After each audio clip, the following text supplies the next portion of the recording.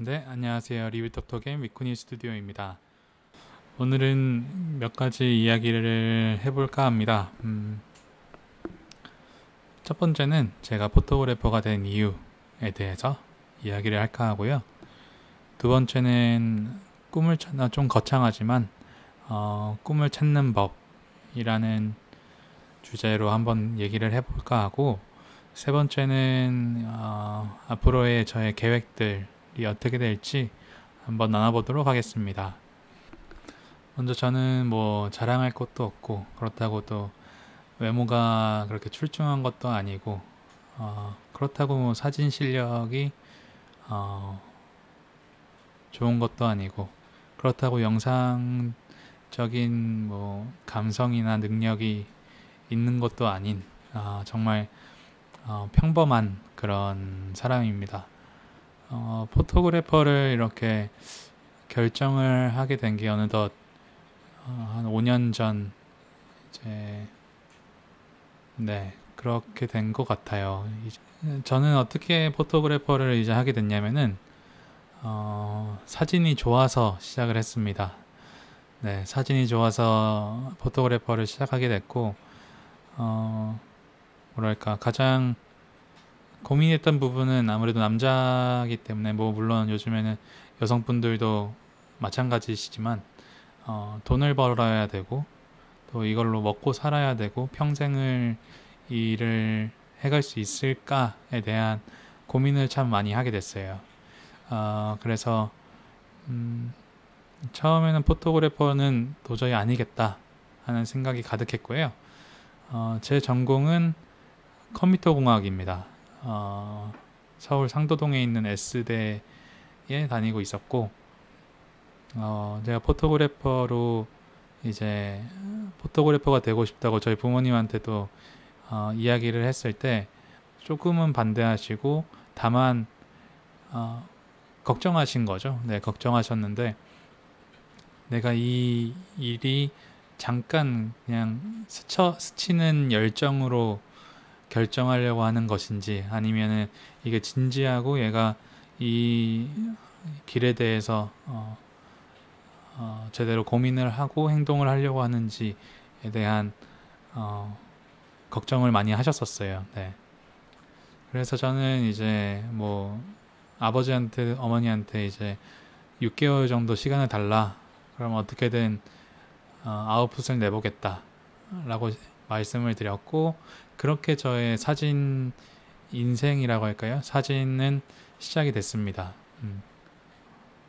제가 처음 카메라를 잡게 된 이유는, 제가 한때 블로그를 좀 굉장히 큰 건 아니죠. 큰 건 아닌데, 1일에 한 5,000명, 4,000명 내지 5,000명 정도 오는 중소규모의 네이버 블로그를 이제 운영을 하고 있었어요. 그때는 취미로 하고 있었고, 학생이었기 때문에 그냥 밥집 갔다가 올리고, 뭐 이어폰 사면은 리뷰해서 올리고, 뭐 제가 공부하던 그 저는 일본어를 또 좋아해서 일본어 번역에 대한 것도 올리고 하다 보니까 4,000명, 5,000명이 오게 됐었는데, 우연치 않게 그때 이제 멋진 삼촌이라는 나름대로 유명하신 굉장히 크게 하셨던 블로거 분이 계셨는데, 그분의 이벤트에서 카메라가 하나 당첨이 됐습니다. 캐논 450D.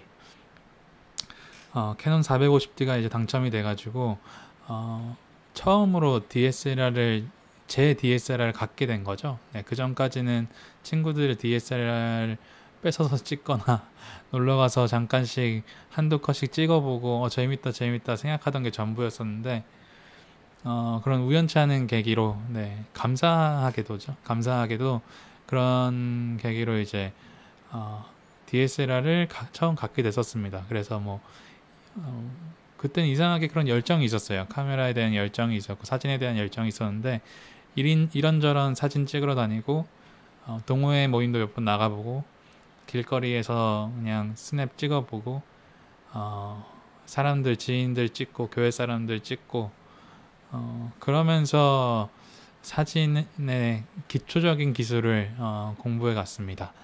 그러면서 제가 가장 많이 의존했던 이제 교육 플랫폼이 유튜브랑 블로그예요. 예, 블로그를 워낙 또 열심히 하던 시기였기 때문에 블로그에는 거의 교과서처럼 이렇게 강의처럼 이렇게 강좌가 쫙 있더라고요. 그래서 그런 강좌들, 강의들 또는 뭐 카메라에 대한 정보들, 사진 촬영 팁들 이런 거 보면서 연구하면서 그리고 유튜브로 조금 내가 부족한 부분들을 채워가면서 그렇게 공부를 했습니다. 그래서 대학교 3학년 때였을까요? 2학년 때였을까요? 3학년 때였나?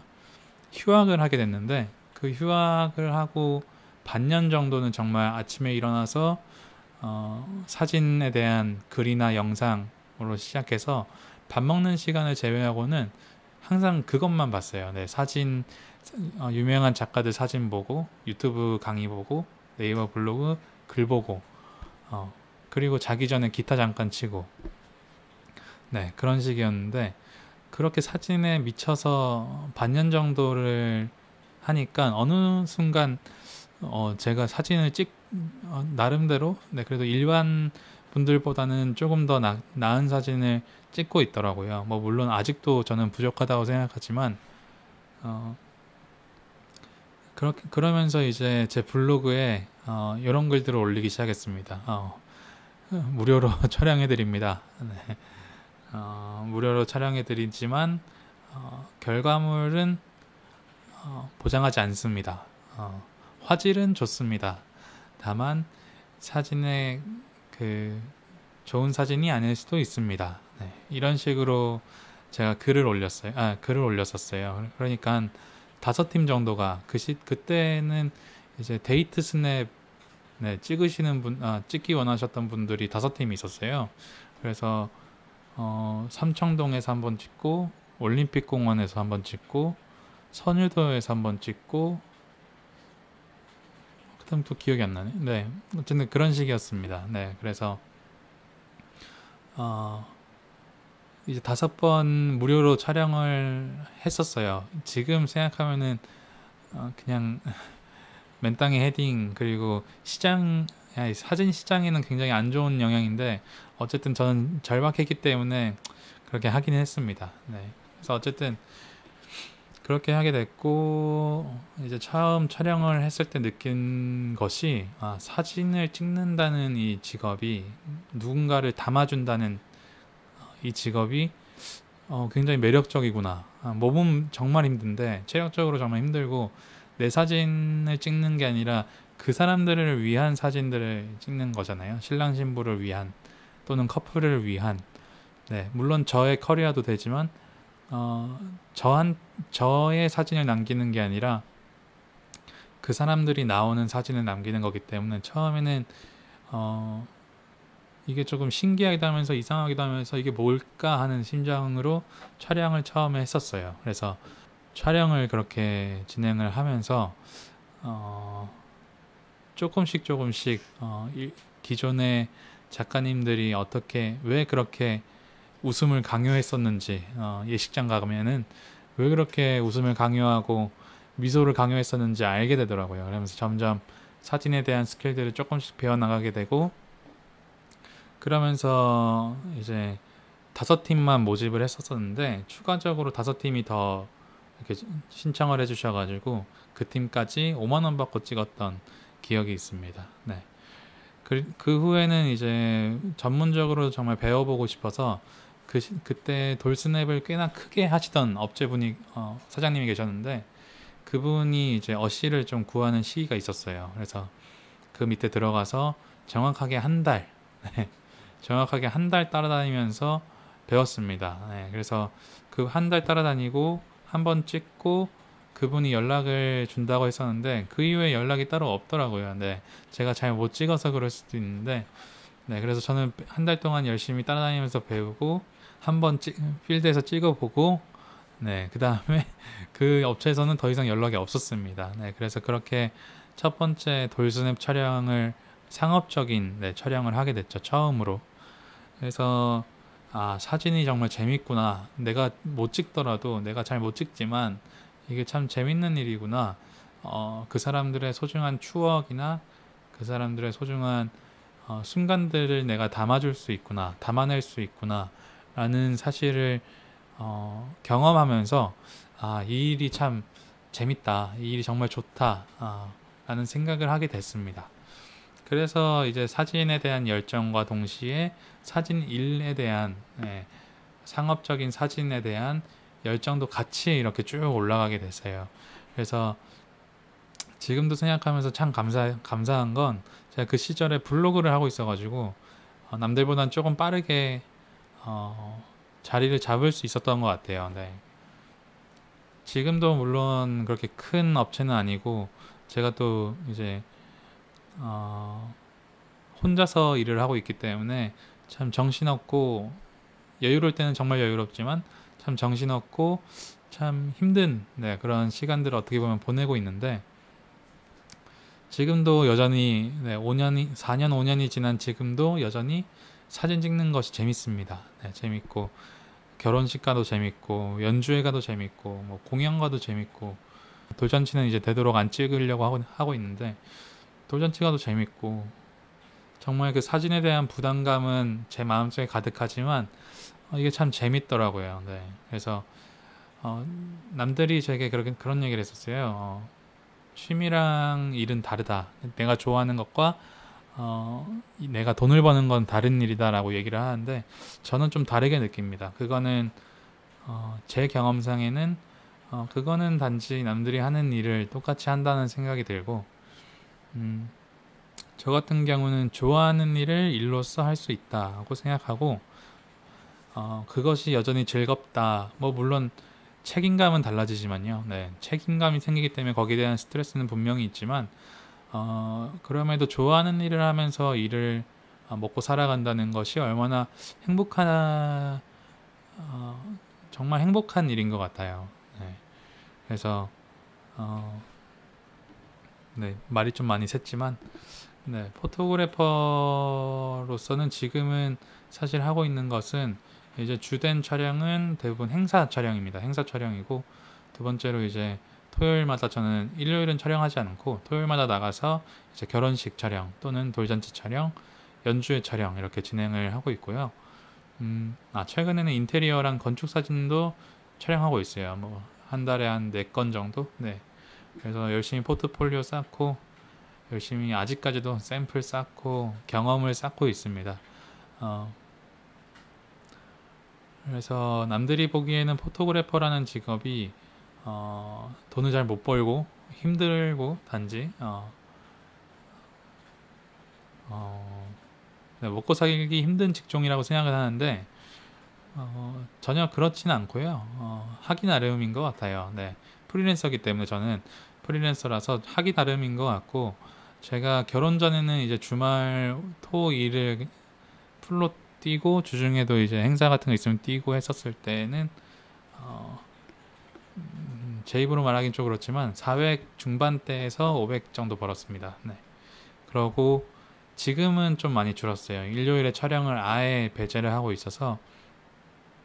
그리고 제 블로그가 갑자기 이제 급다운을 했거든요. 이제 방문자 수가 갑자기 다운이 돼서 초기화를 시키는 바람에 지금은 그때만큼 일은 많이 들어오진 않지만 그래도 여전히 먹고 살고 있습니다.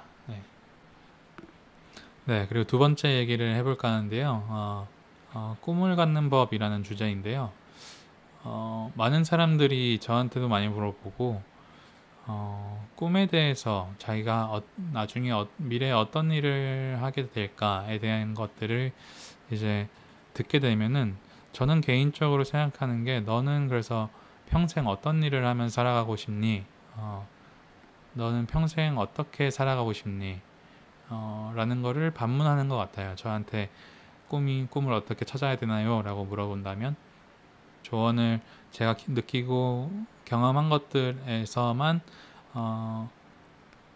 조언을 해드릴 수 있기 때문에, 저의 삶을 빗대어 봤을 때 저는 나름대로 인서울권에 있었고요.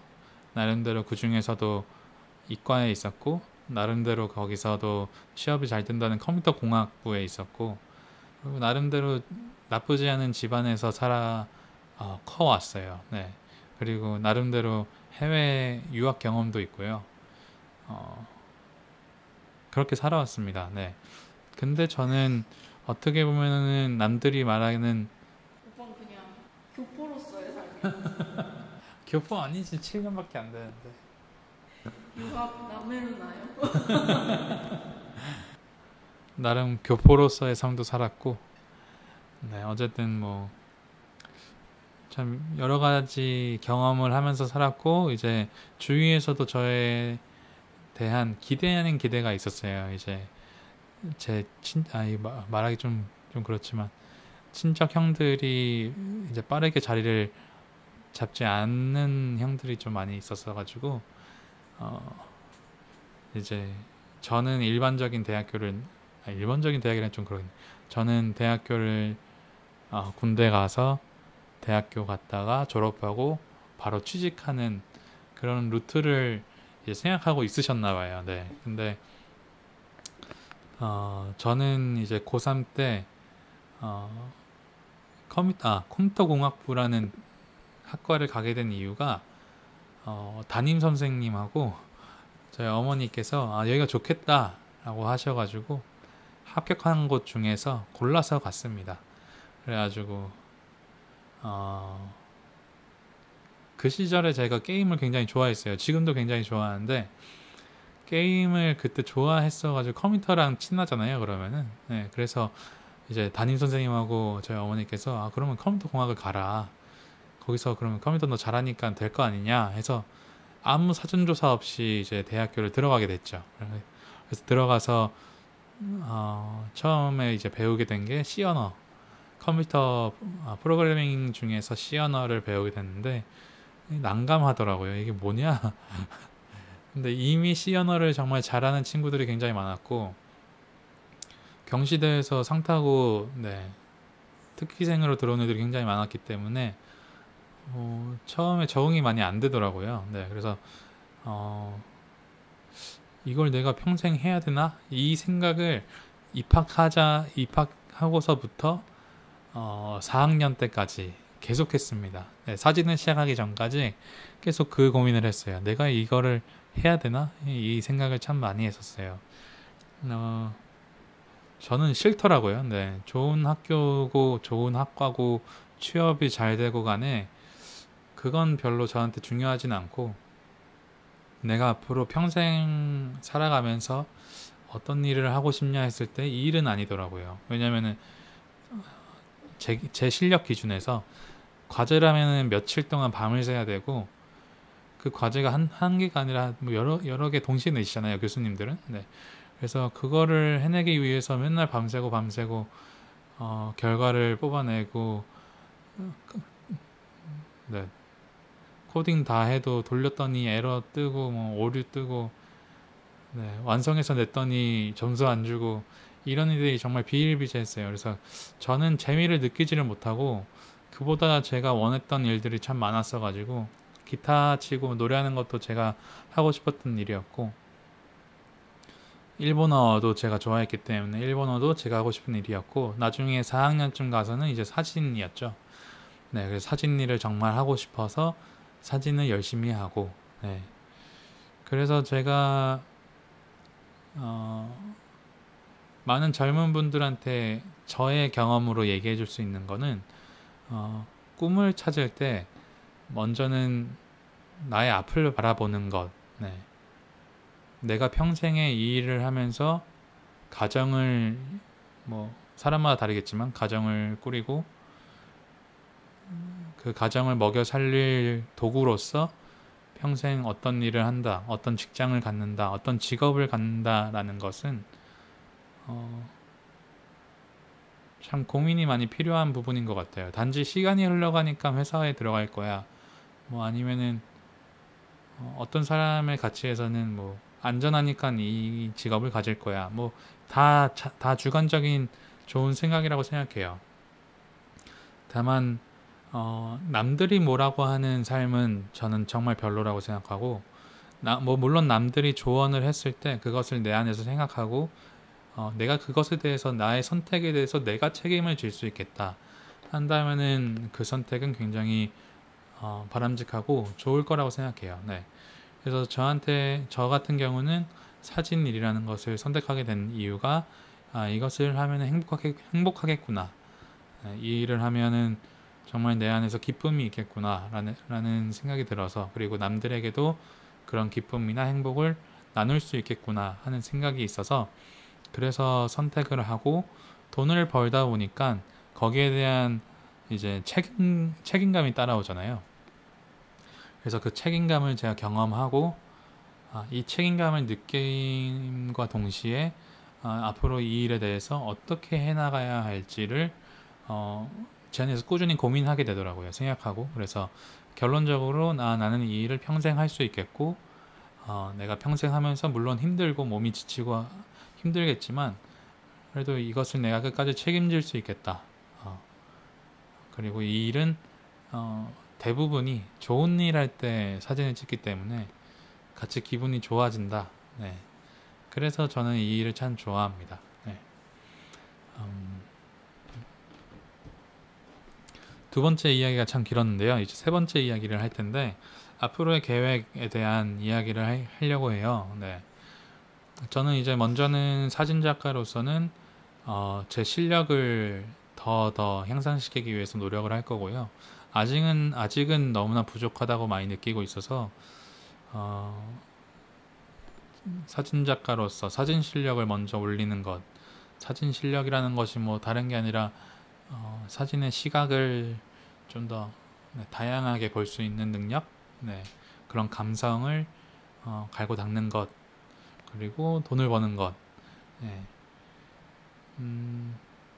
그리고 이제 유튜버로서는 아직도 제 마음속에 엄청 내적 갈등이 가득한데, 이것을 무거운 주제로 가야 되나, 전문적인 주제로 가야 되나, 아니면 저의 일상적인 주제로 가야 되나에 대한 생각이 너무나 많아요. 너무나 많고, 제가 사진 이야기랑 뭐 기술적인 이야기, 카메라 이야기를 막 늘어놓으면은 주위 사람들이 이제 그런 얘기를 하더라고요. 무슨 소린지는 하나도 모르겠다. 네.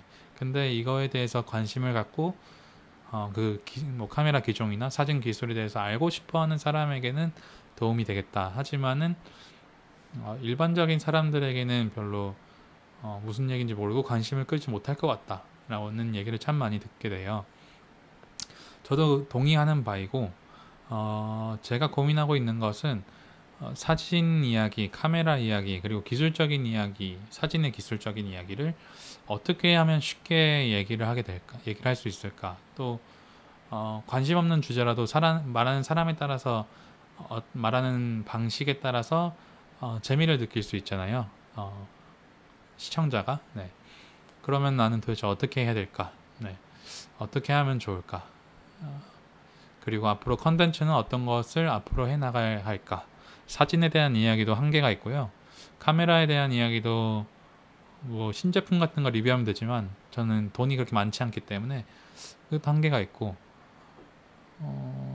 그러면 앞으로 뭘 할까? 이름은 리뷰톡톡 미쿠니 스튜디오라고 정했는데 리뷰만 하고 싶진 않고, 그렇다고 일상적인 것만 얘기하고 싶지도 않고, 그렇다고 너무 무거운 얘기만 하고 싶지 않고, 그렇다고 또 너무 가벼운 얘기만 또 하고 싶지 않아서